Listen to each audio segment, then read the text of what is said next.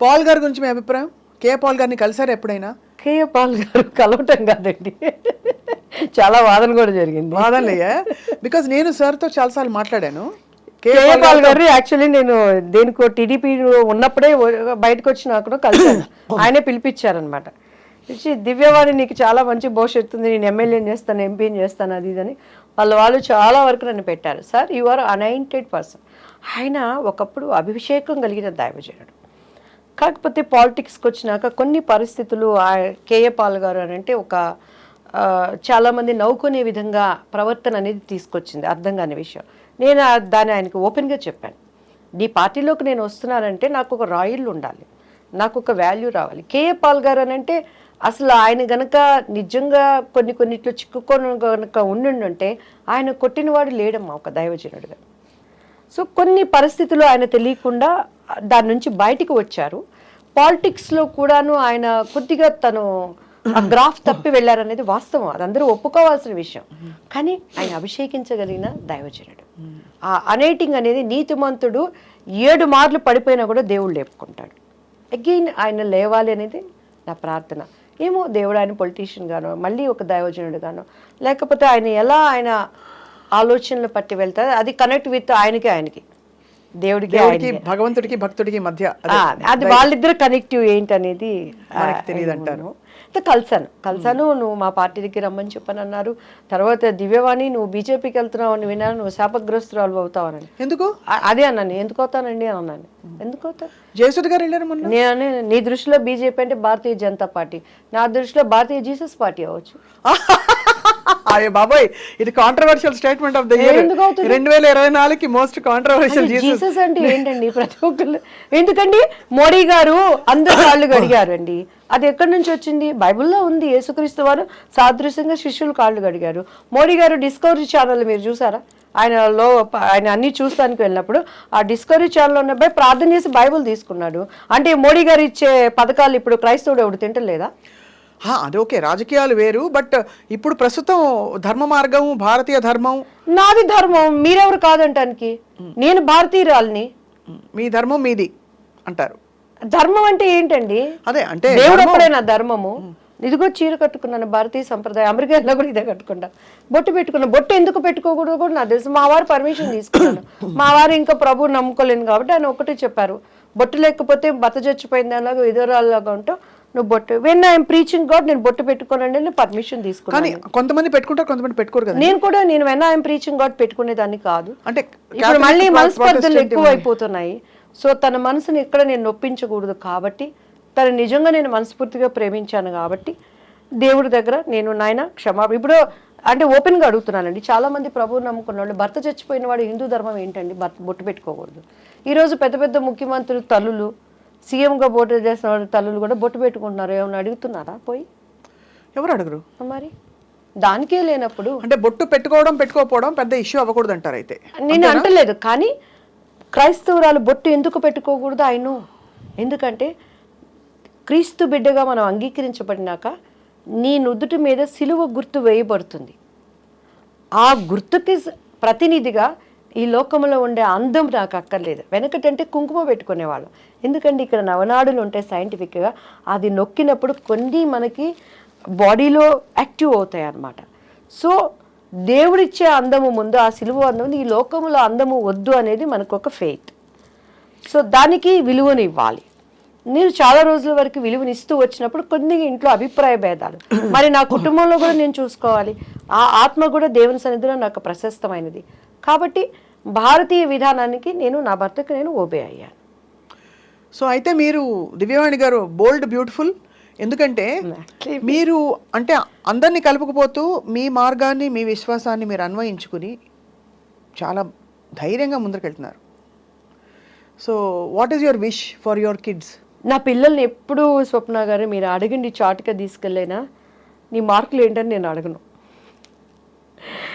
నేను వాళ్ళని నువ్వేం గోల్ చేస్తావని నేను అడగను. ఇప్పుడు మా బాబు యూఎస్లో ఉన్నాడు. నాన్న నువ్వు ఎలా ఉన్నావు? నేను అడిగేది ఒక్కటే, నీట్నెస్, పరిశుభ్రత. మా అమ్మగారు మాకు అదే నేర్పించారు. శుభ్రంగా స్నానం చేసుకో. నేను మా పాప అదే అంటుంది, ఏంటి మమ్మీ సైలెంట్ కాస్త వైలెంట్ అయిపోతుందా? నా కొడుకు రాగలేదు, ఎందుకంటే ఇల్లంతా అప్పటిదాకా సైలెంట్గా ఉంటుంది స్వప్న గారు. మా అబ్బాయి వచ్చాడంటే కాళ్ళకి చెప్పులేసుకో, సరిగ్గా బ్రష్ చేసావా, టంగ్ క్లీన్ చేసావా, తలకు నూనె పెట్టుకున్నావా, బెడ్షీట్లు సర్దు, ఇదే ఉంటుంది. కానీ నాన్న నీ మార్కులు ఏంటి, నీ జాబ్ ఏంటి, ఇది ఎప్పుడు నేను అడగను. ఎందుకంటే బాలుడు నడవవలసిన త్రోవలో వాడిని మనం నడిపిస్తే పెద్దవాడైనాక కూడా వాడు దాని నుంచి తప్పిపోడు.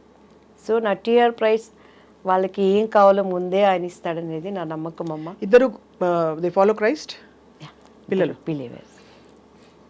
మా పాప కూడాను అక్కడ వర్షిప్ అంతా చేస్తుంది, మంచిగా దేవునిలో ఉంది. కిరణ్ మగపిల్లోడు కాబట్టి లోపల ఉంటాడు, కొంచెం వాడు ఫ్రెండ్స్ వాడు ఉంటాడు. బట్ నేను ఏది బలవంతం పెట్టాను, ఎందుకంటే నన్ను ఎవరు బలవంతం పెట్టి, సినిమా ఇండస్ట్రీలో నుంచి నేను ప్రత్యేకింపబడ్డాను.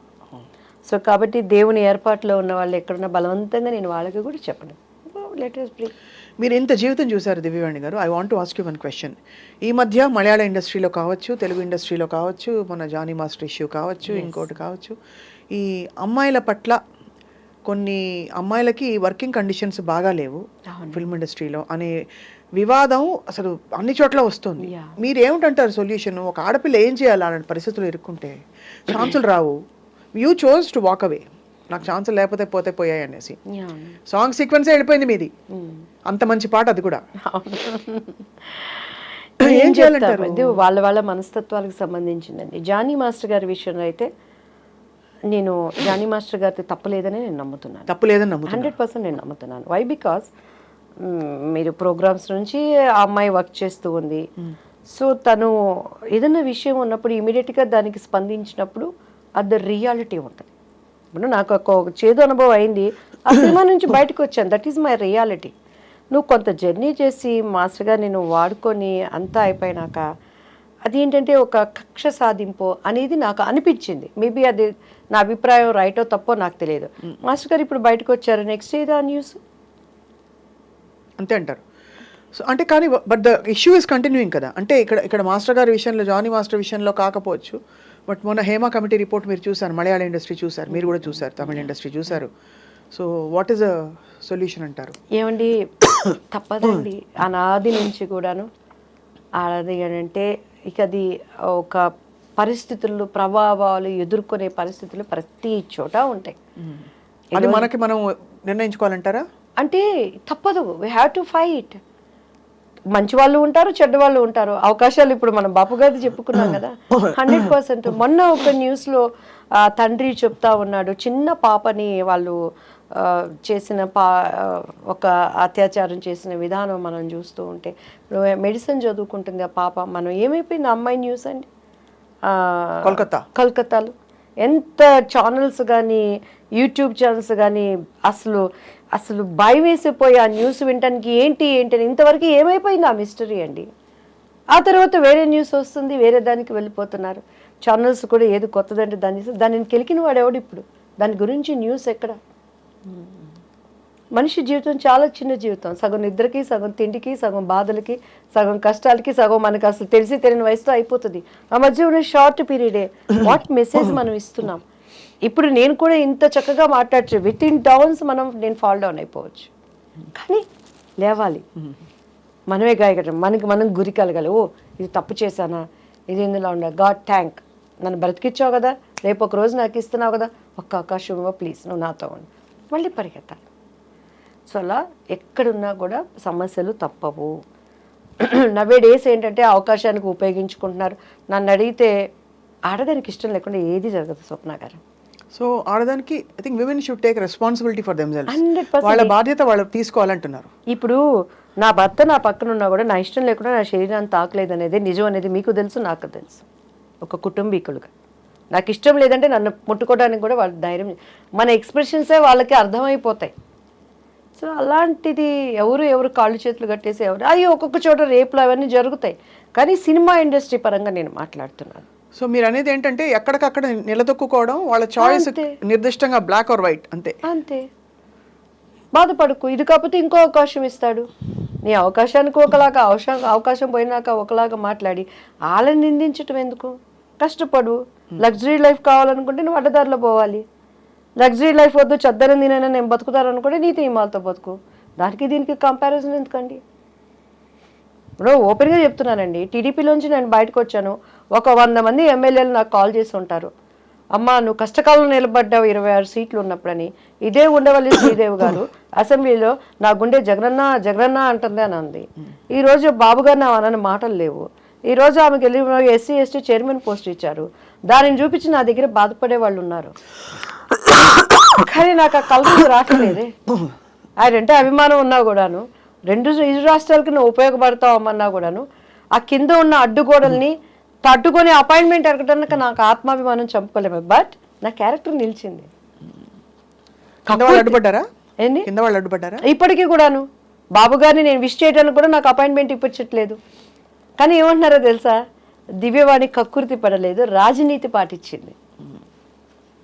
చాలా అది నాకు, నేను పెద్ద లీడర్ నా వాళ్ళు అక్కడ నేను లీడర్ అయిపోయాను.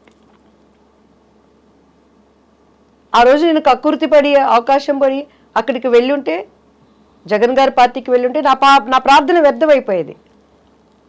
ఈరోజు మోడీ గారిని ఆ రోజు ధర్మ పోరాటంలో ఏం మాట్లాడారు బాబు గారు?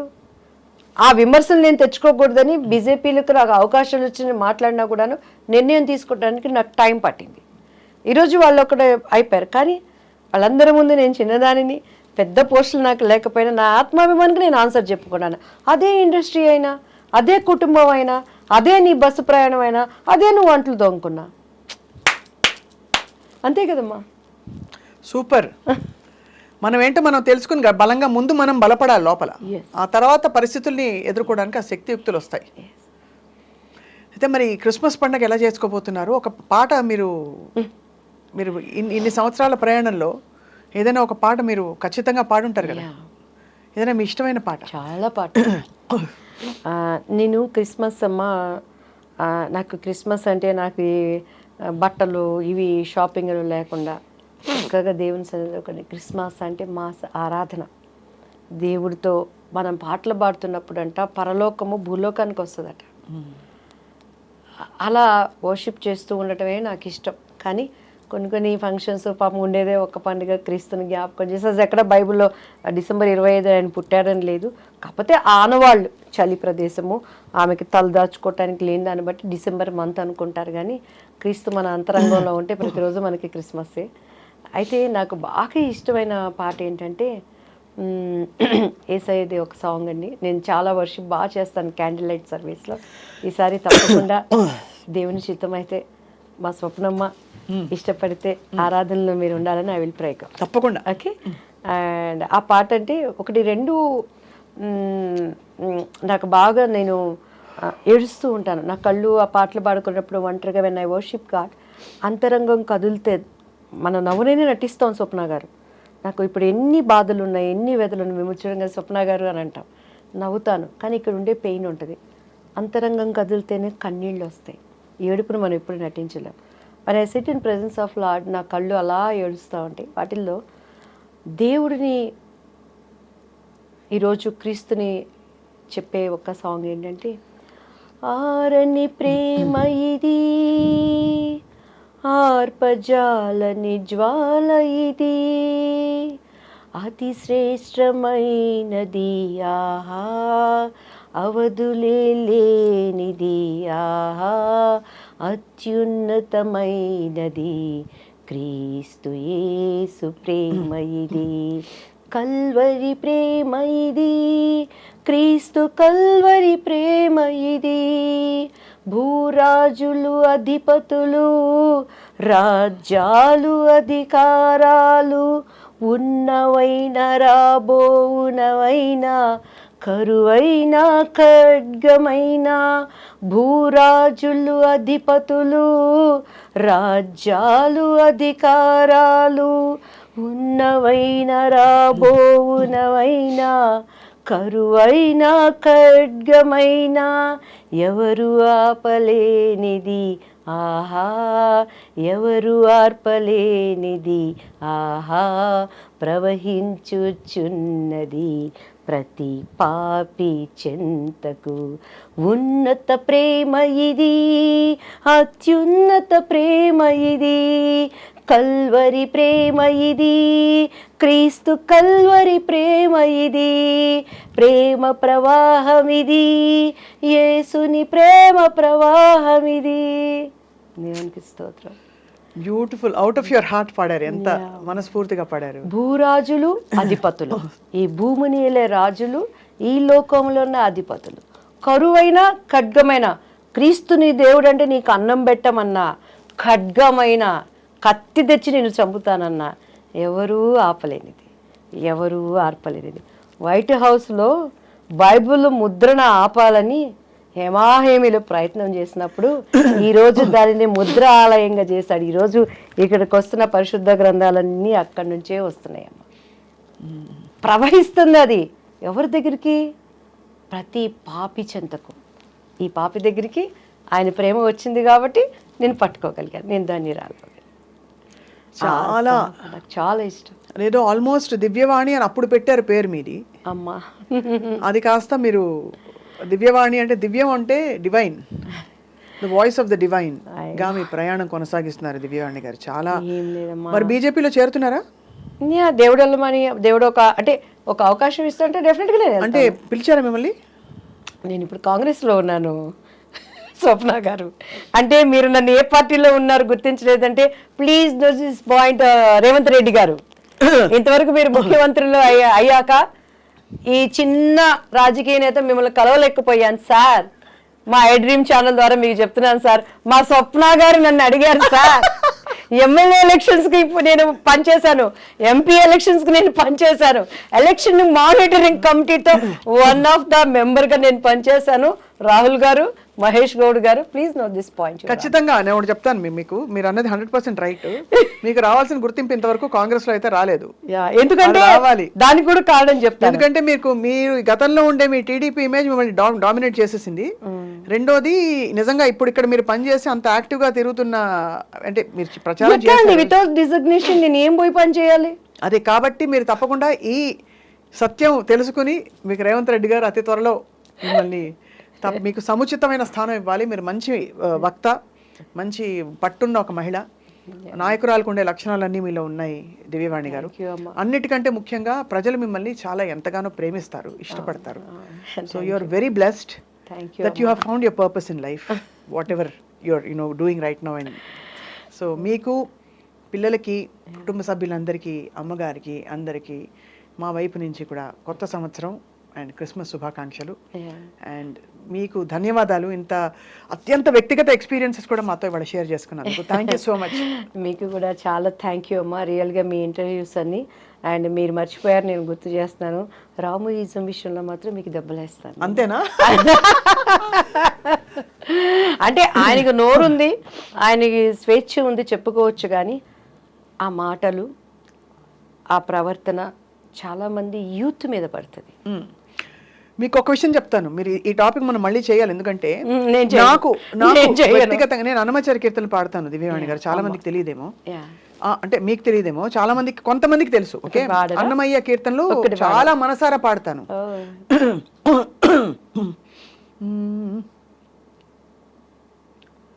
ఏం మీకు ఇష్టమైన పాట చెప్పండి, మీరు ఏమన్నా కీర్తన మీకు గుర్తున్న పాట. నేను స్వామి వారి కోసం కొండ మీద పాడాను, అంతటి భాగ్యం కలిగింది. కానీ భగవంతుడు సృష్టికర్త ఒక్కడే అని నమ్మే వ్యక్తిని నేను. కాబట్టి సృష్టి ఒక్కటే, సృష్టికర్త ఒక్కటే, మన మార్గాలు వేరైనా కూడా అందరం ఒక్కటే.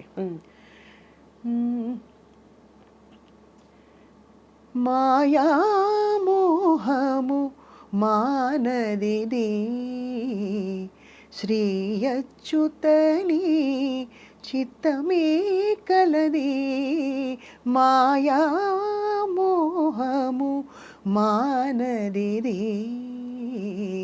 శ్రీ అచ్యుతని చిత్తమే కలది. హరి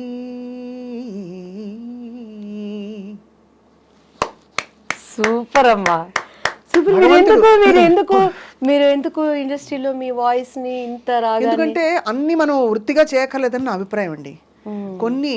కొన్ని అద్భుతాలు ఉంటాయి మన లోపల ఉండేవి, అవి అందరికి బయట పెట్టి మనం అర్జెంటుగా దాంతో ప్రోగ్రామ్స్ చేసేసి మళ్ళీ ప్రోగ్రామ్ రాలేదు. నేను ఒక్కటి స్వప్న గారు, దేవుడు మీకు ఇచ్చిన టాలెంట్ ఇది ఖచ్చితంగా. అందుకని నేను ఏమంటాను, సాను పెట్టుకోవాలి కదా. నేను పాడతాను, పాడమన్నప్పుడు పాడతాను, ప్రోగ్రామ్స్ చేస్తాను, చక్కగా మనసారా పాడుకుంటాను. కానీ నాకు ప్రోగ్రామ్ లేకపోతే నేను పాడలేనే పాడలేదే అని అనుకోను, నేను హాయిగా పాడుకుంటాను, ఎందుకంటే వినేవాళ్ళు ఉన్నారని తెలుసు కాబట్టి. మీరు చెప్పిన దానికి భావన నాకు అర్థం కాలేదు కానీ ఆ రాగం మాత్రం, మీ స్వరం మాత్రం మాయామోహము మానదిది అంటే ప్రపంచంలో ఉండే మాయామోహమే కదా. శ్రీ అచ్యుత, అచ్యుత అంటే అక్కడ వెంకటేశ్వర స్వామిని సంబోధిస్తున్నావు, ఎవరిని భగవంతుని సంబోధించి నీ చిత్తమే కలది, ఎంత వెలుగునకు అంతే చీకటి, ఎంత సంపదకు అంత ఆపదని రాశాడు అన్నమయ్య. దీనికి బైబిల్లో దేవుడు ఏం చెప్తాడంటే, లోకంలో ఉన్నదంతా శరీరాశ, నేత్రాశ, జీవపడంబం, ధనాపేక్ష సమస్తమైన కీడుకి మూలం. అంతే అంతే, అందుకనే నేను అంటాను అందరికి అన్నిటికీ మూలం మూలం కాకపోతే ఏమిటంటే మనిషి భగవంతుడిని చేరుకునే భగవత్ స్థితికి చేరుకోవడానికి మన మార్గాలు ఏమిటనేది మీరు అన్నట్టు కాకపోతే ఇక్కడ విశ్వాసం. చిన్నది ఒకటి ఏంటంటేనమ్మా, సృష్టించిన సృష్టికర్తను మర్చిపోతున్నాడు మనిషి, సృష్టాన్ని పూజిస్తున్నాడు. అవును అంతే, క్రియేటర్ని మర్చిపోతున్నాం, క్రియేషన్ని దేవుడు అనుకుంటున్నాం.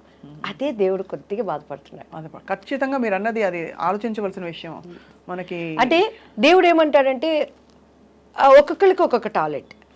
ఇప్పుడు ఇది ఒక మేడ్ చేశాడు, మా అమ్మాయి కూడాను ఏమంటారు దానిని ఫ్యాషన్ డిజైనింగ్, తను ఎంఆర్క్లోనే అన్నీ తను క్రియేషన్ చేసుకుంటుంది. అలానే ఒక బిల్డింగ్ కన్స్ట్రక్షన్ కడతాడు. అలానే స్వప్న గారికి ఇవాళ మంచి వాయిస్, మంచిగా ఇంటర్వ్యూస్, మిమ్మల్ని చూడగానే మనకి ఏమనిపిస్తుంది అంటే హార్ట్ఫుల్గా అన్ని షేర్ చేసుకోవాలనిపిస్తుంది. That is great in you. ఇంతవరకు నా పర్సనల్ లైఫ్ ఎవరి దగ్గర నేను మాట్లాడలేదు. But you are such a lovely soul Divyavani garu. I also felt so good. ఇవాళ నుంచి మీ ఫ్రెండ్స్ లిస్ట్ లో నన్ను యాడ్ చేసేయండి అర్జెంట్. నాకు ఎవరు ఫ్రెండ్స్ లేరు, ఇద్దరిలో మా స్వప్న గారు నేను యాడ్ చేస్తాను నేను. అండ్ అయితే ఏదో చెప్పబోయానమ్మా. ఎస్, దానిని ఇప్పుడు మనము ఆ క్రియేటర్ ఇప్పుడు ఒక్కొక్కళ్ళు చేతి నైపుణ్యంతో చేసిన దానిని వర్షిప్ చేస్తున్నాం, మనం క్రియేటర్ని మర్చిపోతున్నాం. పువ్వులు ఇవాళ నుండి వాడిపోతాయి, అది దేవుడు అనుకుంటున్నాం. సముద్రాలు దేనో ఎవరు నిజమైన దేవుడు అని చెప్పాలి. కరెక్టే. దానికి మనం అంటే ఇది మళ్ళీ అగైన్ ఇది అకాడమిక్ డిస్కషన్. మనం ఇవేవైతే ఈ కూర్పులన్నీ పెట్టుకున్నామో ఈ పద్ధతులు అవన్నీ, కానీ వాళ్ళని నేను ఎప్పుడు గౌరవిస్తాను, ఎందుకంటే నేను అందులోంచి వచ్చాను కాబట్టి. కరెక్ట్. అండ్ ఆల్సో ఈ పద్ధతులన్నీ ఏంటంటేనండి ఒక మార్గం అంతటితో ఆగకూడదు, ఆగమని ఎవరు చెప్పలేదు. ఆ పద్ధతి ఒక one of the ways of reaching God. కొంతమందికి పూజలు బాగా అలవాటు, కొంతమంది పూజ చేసుకోకుండా ధ్యానం చేసుకుంటారు, కొంతమంది ధ్యానం ఏదైనా మంచి నేర్పిస్తుంది. మంచి భగవంతుడిని స్మరించు, యాటిట్యూడ్ ఆఫ్ గ్రాటిట్యూడ్ ఫస్ట్. మంచిగా ఉండు, ఇతరులను బాధించదు, దొంగతనాలు. ధన్యవాదాలు, రోజు భగవంతుడికి థ్యాంక్స్ చెప్పాలి. కానీ నిజం ఒకటే సుమా, నిజం ఒకటే. ఏంటది? నిజం ఒకటే. అవును, సత్యం వందలేవు. అంతే కదా, ఒకటే నిజం. అంతే. ఆ నిజం ఏంటనేది తెలుసుకోవాలి, అంతే. అదే మన ప్రార్థన. అంతే కదండి. అండ్ మీకు కూడా, మా హైందవ సోదరులకు, మా మైనారిటీ సోదరులకు, మా క్రైస్తవ సోదరులకి అందరికీ కూడా I wish you happy Christmas, happy new year, happy pongal. And మా స్వప్నమ్మకి కూడాను నిజంగా రియల్లీ టుడే, ఎందుకంటే మా ముళ్ళపూడి వారి వంశంలో నుంచి వచ్చిన ఆడబిడ్డ కాబట్టి ఇంకా నాకు మీరు ఆప్తులు. అదే ప్రేమ, అదే తగ్గింపు అండ్ అదే ఒక ఎలా చెప్పాలి, ఒక టాలెంట్ మ్యూజిక్లో నేను చూశాను. దేవుడు మిమ్మల్ని, మీ కుటుంబాన్ని ఇంకా అత్యున్నత స్థానాలకి తీసుకువెళ్ళి అండ్ చాలామందికి ఫ్యూచర్లో వారు ఒక గుడ్ మదర్ అవ్వబోతున్నారు. అది ఏ విధంగా నాకు తెలియదు, కానీ ఎందుకో మిమ్మల్ని చూస్తే అనిపిస్తుంది. God live you different way. Thank you so much. Thank you అండి.